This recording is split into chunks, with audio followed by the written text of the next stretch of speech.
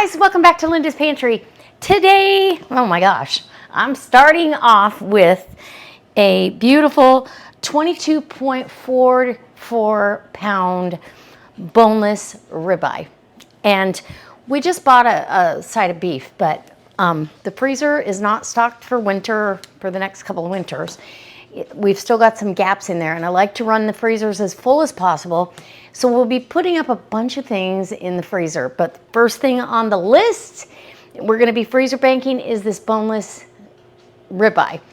I've got my WeVac bags here. I like to fold the top edge over, so if you get any blood or anything on there, you're okay. And now I'm going to label and date them.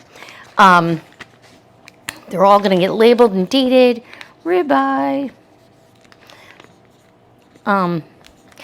Our side of beef, it only came with 8 or maybe 6 or 8 ribeye steaks because you're splitting the whole thing with someone else. So ribeye and $8.25.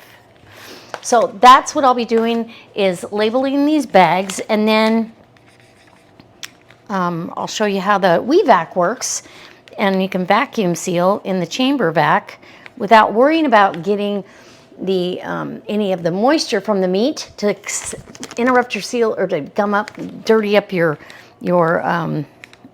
vacuum sealer. So that's what's happening. Let's see, I need a little bit different. Well, maybe not. I thought I wanted a different one, but well, nope, we'll try, we'll keep working on that. Okay, so you can make your steaks as thick as you want, and this is going to be saving me money. This was $9.99 a pound. Now, it's a chunk of dough out the door today, but when we want a steak and they're not on sale, or they are on sale. Lately, the stuff that's been on sale has been like anywhere from $12.99 to $17.99 a pound for ribeyes. And that's the steak my husband prefers. So that's what we're gonna use. And I haven't been that happy with the grocery store meat. And Costco's way out of line. They're super high. So this I bought at the chef store, so it's a restaurant supply, and I order these bags are from WeVac. They do the best job in my opinion. I've used my other bags that I got with my other food saver. They don't hold up. They don't fit right. Number one, so they really don't work out very good. Anybody else left-handed that has an issue with smearing the ink or getting it on your hand like that? Yep, because my hand, I don't write upside down, so my hand will graze across that. So I've got 3, 6, 7. I'm going to start with. This is going to be a lot. It's going to be about 20 steaks. Which I'm okay with. That'll get us through the next few years. We typically will have a steak every couple of months. It seems like we don't eat a lot of red meat, but guess what we're having tonight? Yes, we are. 5. In celebration.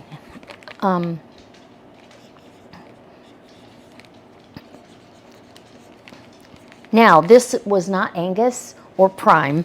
This is just USDA Select. So, but I have several people that buy these from the chef store that absolutely love them. So that's what I went with. Okay, we're gonna find out. So now I need to get the wrapping off, kind of clean up any of the moisture, and get to cutting. And I'm gonna get gloves on because that way if I need to touch something, I can rip a glove off. So I'm not worried about touching the meat, but I do like to wear gloves. So I'm gonna wash my hands real quick, even though I'm gonna have gloves on. We wanna make sure we're good and clean because this is going in my freezer. This is to feed my family, and I wanna make sure everything is on the up and up. Okay, I'll bring you back after I got it unwrapped and I've tackled the beast. So the first thing I did is cut the package open. I've sharpened my knife and I'm gonna cut this in half because I want to be able to manage this on the cutting board a little bit easier. And yeah, so that's gonna happen right now. And then I can use the other half and not have a mess, as big a mess. I mean, there's gonna be a mess. Anytime you're cooking in the kitchen, there's a mess about to happen, right? Okay. And let's get all the way through. Oh yeah, nice. Nice fat marble.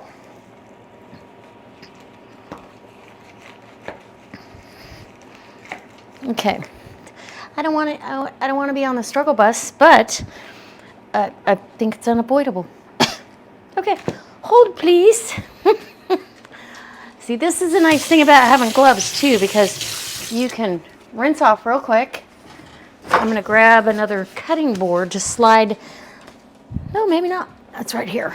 Slide this off. And I do like these KitchenAid cutting boards. I got these at Costco, but it's from KitchenAid. Somebody asked me in one of the other videos where I got the cutting board, and that's where I got it, and that's what brand it is. Okay. So now, see, I can kind of manage this a little bit better because it's not so heavy and big, and keep the juices, if you will, contained in the plastic. Okay. Struggle bus. Here we go. Oh, I'm holding on to it. No wonder. Okay, let's clean this up here. Oh, I did it without a ton of mess, right? I did. Okay. That goes in the garbage. And again, rinsey, rinsey.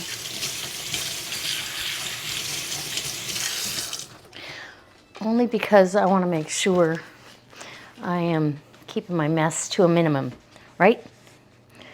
Okay.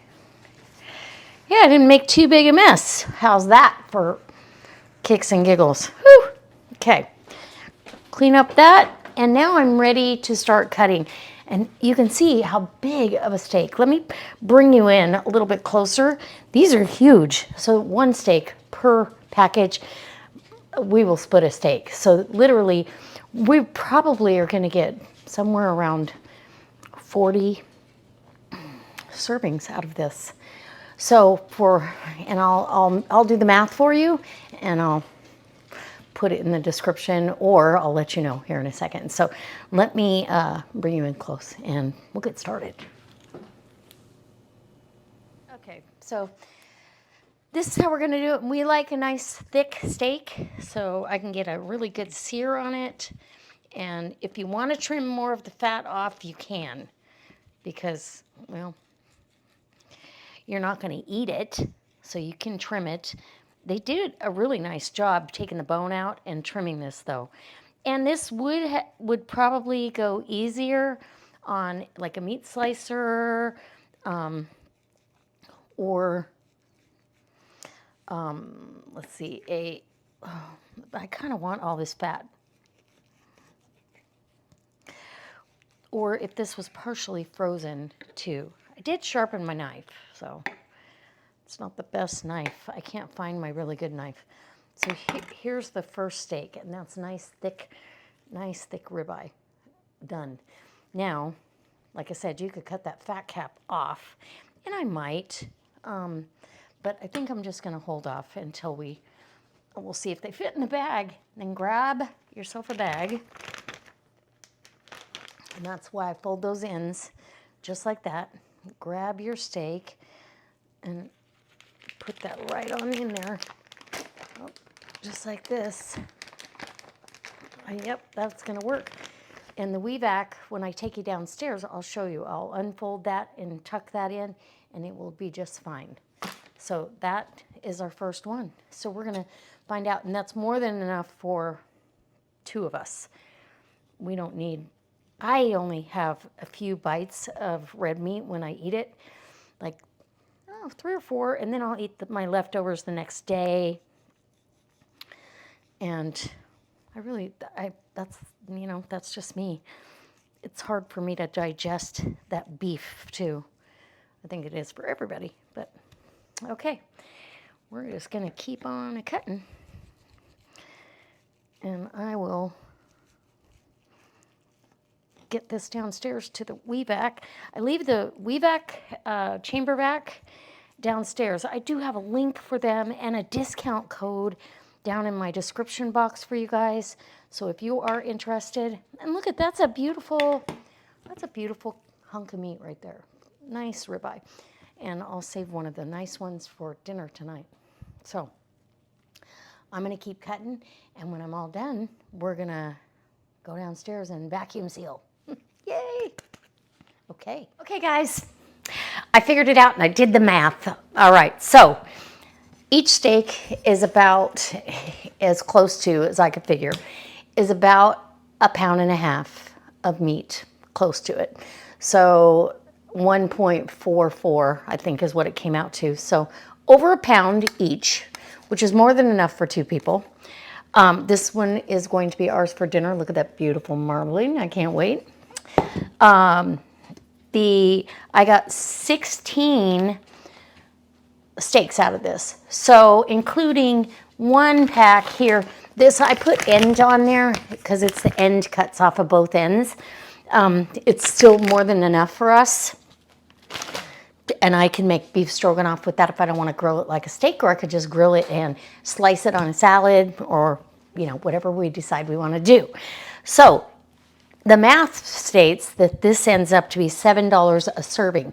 For a ribeye, I don't think you can beat that right now. Meat is so expensive, and I can actually, we will get 3 meals out of this, because I'll have a little hunk of it, my husband will eat half of it, and the other half will go for omelets in the morning, and or quesadillas for lunch, or steak and salad for lunch, and because we don't need that much. Or let's say we both don't eat our portion, I can make a small batch of beef stroganoff. Okay, so that's how we roll. And we're kind of that way with all of them. And these were all cut at least 1 inch thick, if not more. I'm gonna make a couple trips downstairs because I have some jars that need to go down, so I'm gonna take some bags down with me. And let me get this. And these baskets, I really like them. I'll bring the bigger basket with me back up, but I can carry this down the stairs, still hold the railing, and I'll meet you down at the weave vac. So I'm down here. I've got the weave vac. This is where it lives, next to my bags, my markers, and even gloves down here. So I can do vacuum sealing whenever I need to.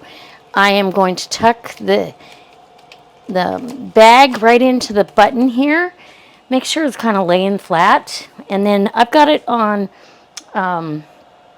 Smart Seal. Is that what it says? Smart Vac, sorry. And I'm going to go ahead and hit the start button. And somebody's calling. No. So it goes pretty fast. It's a little loud, but for the end result, usually I go off and do something else, come back, go off and do something else, come back. So we're almost there. Woo! It's gonna get it. And I wanted to show you, I don't know if I have any in here. I don't think I do. Oh, yes I do. I do. This is tomato sauce that I vacuum sealed in that chamber vac. no leaking, so any of the juices from the meat will not be sucked out. And it's almost done. I hope you can hear me okay. I've got the mic on. But tomato juice or tomato sauce, soups, any of this, you can vacuum seal it just like this. And then you've got no mess, like the other vacuum sealers are messy. Okay, once it beeps, it's okay to open it.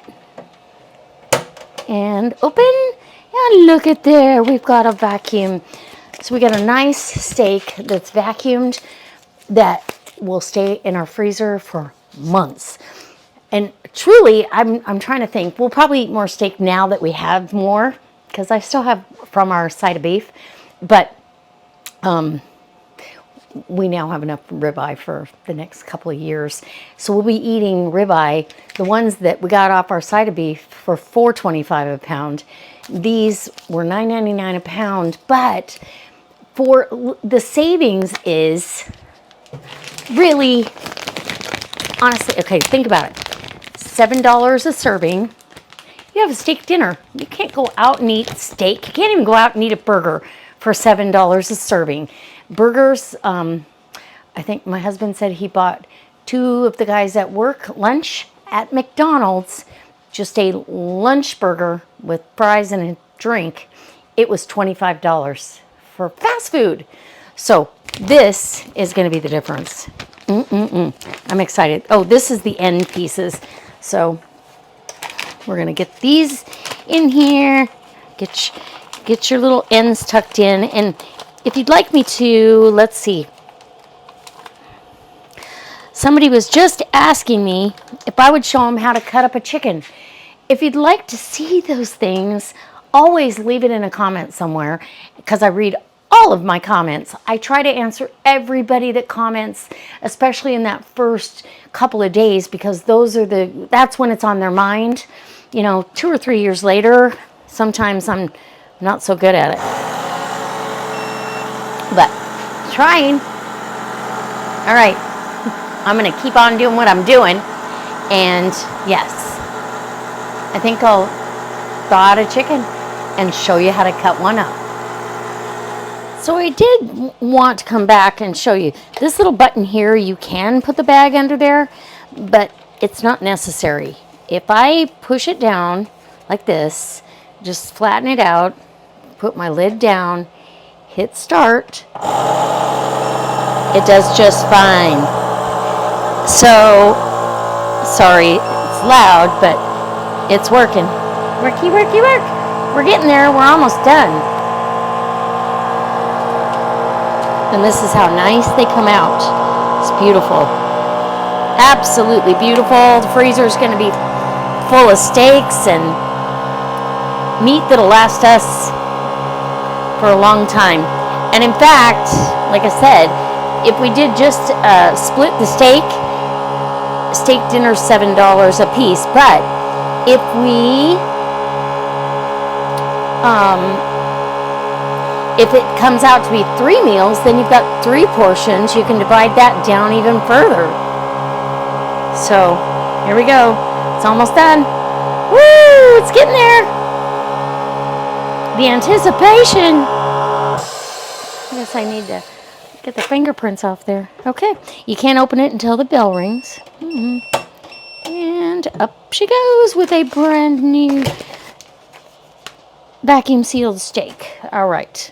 I just wanted to make sure I showed you that close up. Now I've got to build a couple more raised beds. So that one that you see out there, the white one, whoa, it's kind of a cream color. There's 2 of them out there. I'm actually going to take those apart. I just got them put together, and we still need to put the hardware cloth underneath and fill them with soil. But my husband was like, you could take one panel out of, because they're 4 feet, 4 by 2. So my idea was the seedling rhubarbs that I have, I want to give them a permanent home. And rhubarb roots only get to like a foot deep. Sometimes the tap root will go down further, but I have confidence that these will do fine. So this is, I'm going to put these beds together, and I'll take those apart take one panel out because it's got the end panels and then two panels on each side. So to make them 2x4, which is barely, I mean, it's not big enough for 2 rhubarb plants as adult plants because you could cause disease and whatnot. So he said, take one panel out, make that one smaller, make the second one panel bigger, and then it's room for 2. And use the support bars on the bigger one. You don't need it on the small one. So that'll be what's happening. But right now I'm going to put together these, and these come with a plastic coating on them. And we got all that peeled off last night. So they're super easy to put together. I mean, if I can do it, anybody can do it. And that top part is not, it's not sharp at all. So it's awesome. But they do send you gloves if you need to wear gloves. I haven't needed to. I just check and make sure that the rolled lip on it is there. And where's there we go. And so that's what I'm doing. And then in a little bit, I'm going to take you in. My husband's been doing demolition in the kitchen still, in dining area, or what's to be the dining area. And so after I get everything wiped down and get the dust wiped down, I will be taking you in and showing you how I cut up a whole chicken for fried chicken. And then I'm going to marinate it overnight with homemade buttermilk. Not with lemon juice. Remember, I used cultured buttermilk, and I just keep it going with my fresh milk. So I'll do that, and then we'll have fried chicken tomorrow night for dinner. So I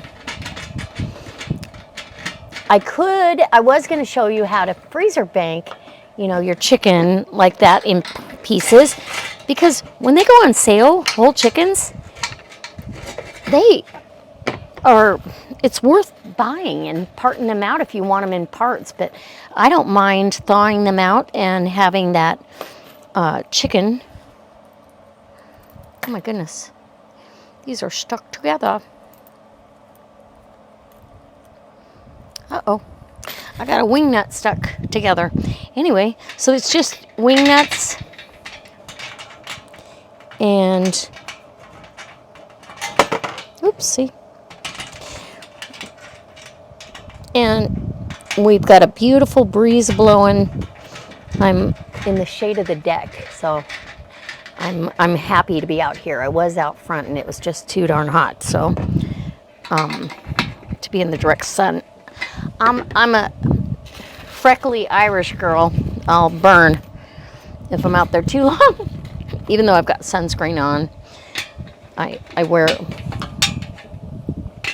sunscreen on my face every day, but okay, so maybe these are the rounded ends, but these beds were so reasonable. I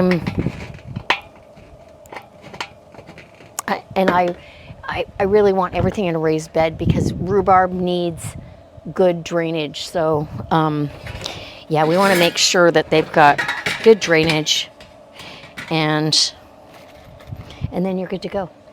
All right, so do you guys leave me a comment in the comment section? Do you grow your plants in raised beds? I mean, remember at the other house, for any of you that have followed me for a long time, I had these cedar beds that I actually milled and cut it off the big huge log and put those beds together, and they will last years and years, but I don't have that. I don't have access to that, and we get so much moisture here. It's a little bit different climate, closer to the coast, so you have some moisture in the air that I didn't have there. as much, even though I was close to the river there too. We just, this is an easier way to go. And then we don't have to worry about lumber. And it looks nice. These look really nice to have these metal raised beds. I really, really like them.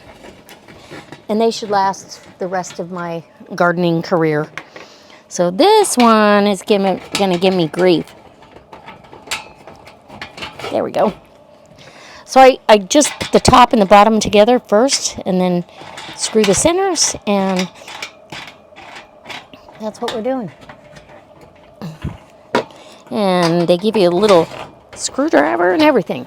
All right, so that's one end of my raised bed. So I'm going to set that down here and build the other end, and then I will put the whole thing together, and I'll bring you back when I've got that one together, the small one, and I'll show you what it looks like. And then, as always, guys, I hope this doesn't become too long of a video, but I do appreciate everybody that leaves me a comment, everyone that watches and subscribes to my channel. I absolutely have cherished this journey, and I really do appreciate each one of you. I try to, well, I read all the comments. I try to answer everybody if it's a question, or to at least acknowledge that I saw your comment and that I care about you taking the time to do that for me, because it shows YouTube that people want to see what I've got to show them. All right, guys, I'll be right back. Okay, so I got the smaller one. I only put one center panel in here, so it's about 3 foot, because each of these panels are 1 foot. So it's 3 foot by 2 feet across, which is perfect for a nice mature rhubarb. Granted, I've planted mine from seed, but you saw out there what happens. Next year, they will be huge and producing. In fact, I need to pick rhubarb again. So now this goes over with a little channel. This goes over that to keep the top from being sharp. Even though it's not sharp, we don't want a sharp edge. And it looks really nice. It finishes it off really well. So the only tricky part is to get both pieces where they come together in the mix.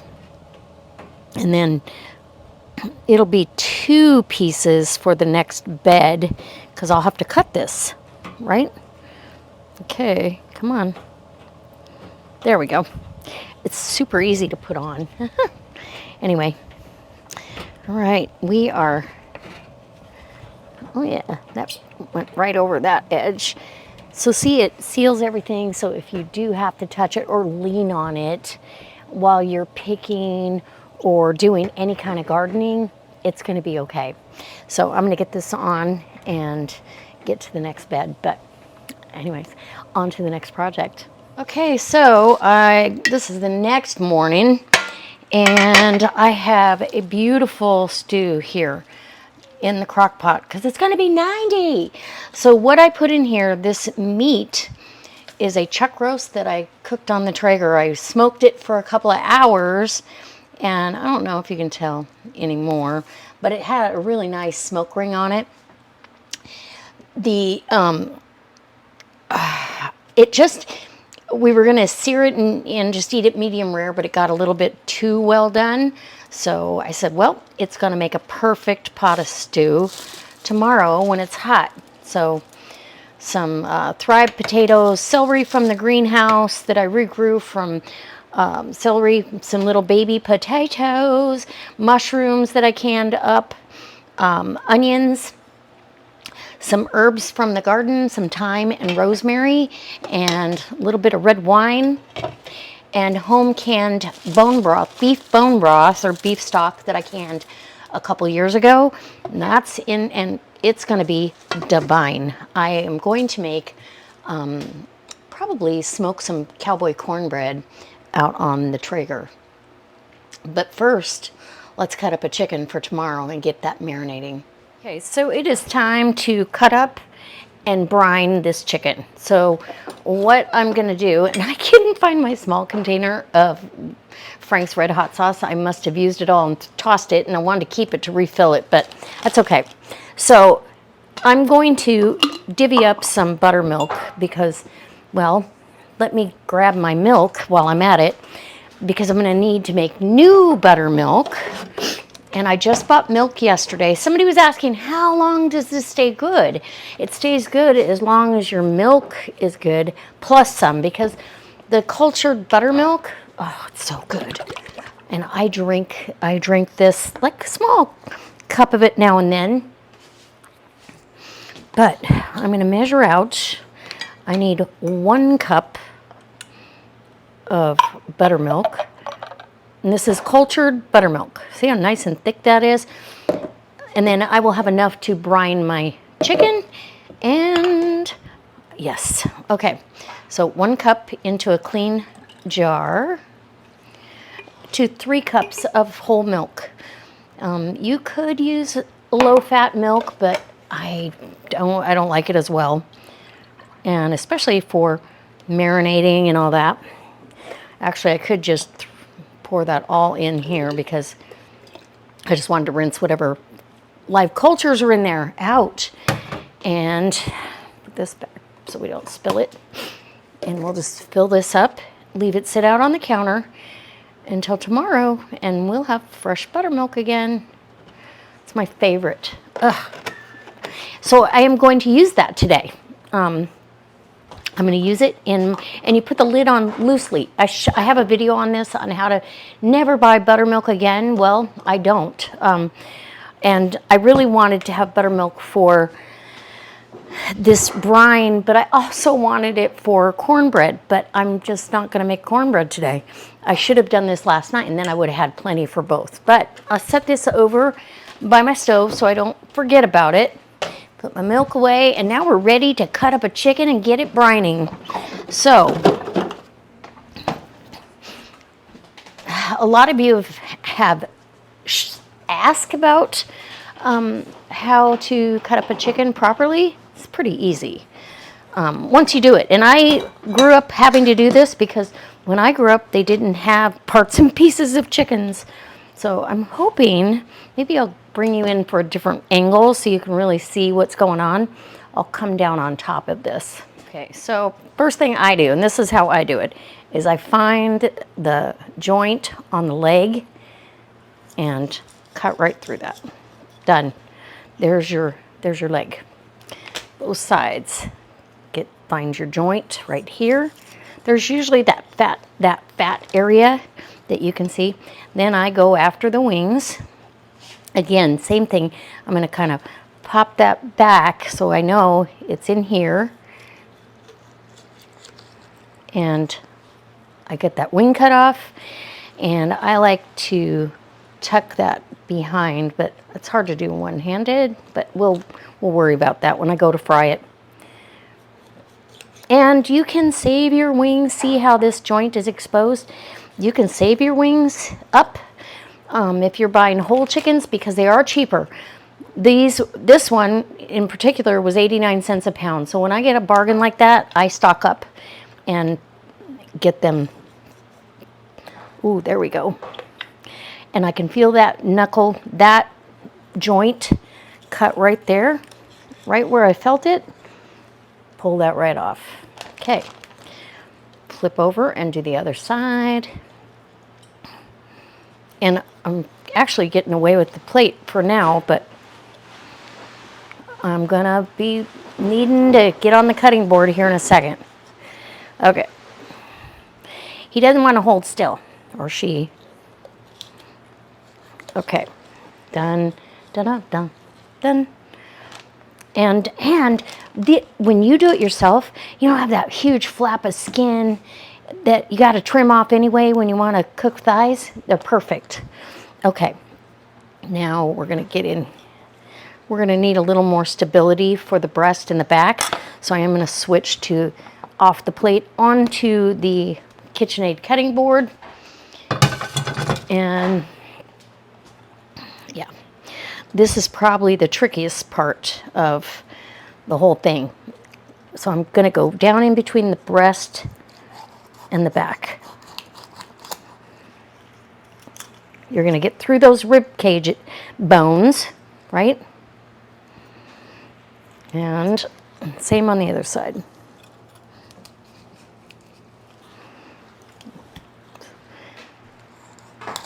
Same over here. And then you just pull that back like this, right there. Now you got to find that joint there and here to get that taken apart.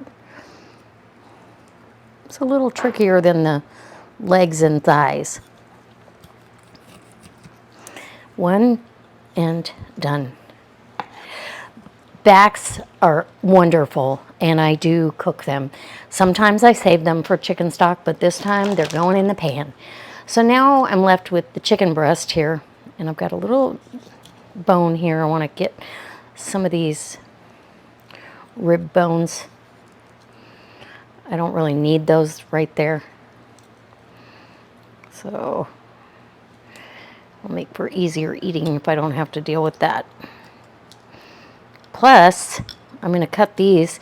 This is going to be 4 pieces of chicken because I want to make sure we don't, one person, 1/2 of this breast is a little much. So I come right in the center here and crack that with the palm of your hand. And you're literally going right through the bone. And if it doesn't want to cooperate, you can go to one side, but mine's cooperating today. Okay. And now, it messes up your wishbone, but oh well. Would you rather have a wishbone or this? All right, now we're gonna get in here and get some of this fat off here. I don't need that in my mix. And you've got these 2 beautiful pieces of breast, but typically I wouldn't eat a whole breast. So now I've got to go through that bone again, this way, cut it, and they'll cook more evenly too. That's a nice piece of breast meat right there. So that's 2, and we'll do this last one, and then I'll show you how I brine my chicken every time. Okay, done and done. Still has plenty of skin to get all crispy and wonderful. And then I set my bag up. I'll show you here. Let me get rid of this and my glove, and we'll get some. I'll get you up close so you can see what's going on. Okay. So in the bag okay, so now I've got my chicken in the bag, and this is the way I brine. And it comes out so good. And it is not hot, but it will have the flavor of the Frank's hot sauce. So it's wonderful.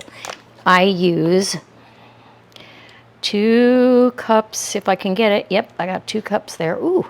And a little bit for me. Okay, that part's for me. And to 1 cup of Frank's hot sauce. And I'm just gonna shake this. And I buy this on Amazon. Frank's hot sauce is the bomb. And I buy it in this big jug because we use it, and I use it a cup at a time. So if I am making chicken regularly, and it's usually about once a week, minimum once a week, if not twice a week, we have chicken. So I need a cup of hot sauce. And I might, depending on how that looks, because I never measure, I'm doing it for you. Okay, pour your buttermilk in. Look at how nice and thick that is. Oh my gosh. So yummy. And you want the chicken to literally be, submerged in and then Frank's hot sauce. And then we're gonna give it a massage. Okay, these can go in the sink for the dishwasher. And I always wipe my whenever I have something like this, I like to wipe this so it doesn't get old, especially on a gallon jug. You're going to be in and out of it a lot. So when you seal that up, now this will go back to where it lives in the basement in a nice cool environment, which is about where I'm headed because it's hot. Okay, so now, and I always do it in a bowl when it's in the fridge brining. And this, you need to brine this for at least 2 hours, but I'm going to do it overnight. So, and I may need some more Franks. Nope, I don't think so. I think that's the perfect ratio. It's wonderful. See, you want it to look kind of coral color. If you want to add more, it's not going to hurt at all. But that is about the color you want, right? And like I said, I put it in a bag. So if it does spring a leak, it's in a bowl. If it does spring a leak, the bag springs a leak, it is in this bowl. And I don't have that all over my refrigerator. Because in the past, that has happened to me. I think it happens to all young cooks, if you will. I'm going to get some of the air out of here. I've got a little bit more than I need. And yeah. Oh, I'm so excited about this. Fried chicken is one of my favorites. So tomorrow night we'll have fried chicken. And tonight is delicious stew. All right. So guys, I hope that you enjoyed coming along for some of the projects I have going on here while we're under construction and how we're getting through it. So easy recipes. If you want to see how to make fried chicken with this, let me know in the comments and I'll bring you along for how I fry it. And then, like I said, I'll put that back down there, wash my jug after I have that last little swig of that. And in reality, had I done it the way I normally do, I'd have poured the whole thing of buttermilk in there. But because I really want some and now I got to wait for the other, yeah. I'll take it. And so I hope to see you next time. If you like this style of video and you want to see multiple things in my videos, leave me a comment. I would appreciate a comment to let me know whether this is a good thing for you or if you'd rather have just single content or like single subject content instead of what we're doing now or today. All right. I can't wait to see you next time. Bye.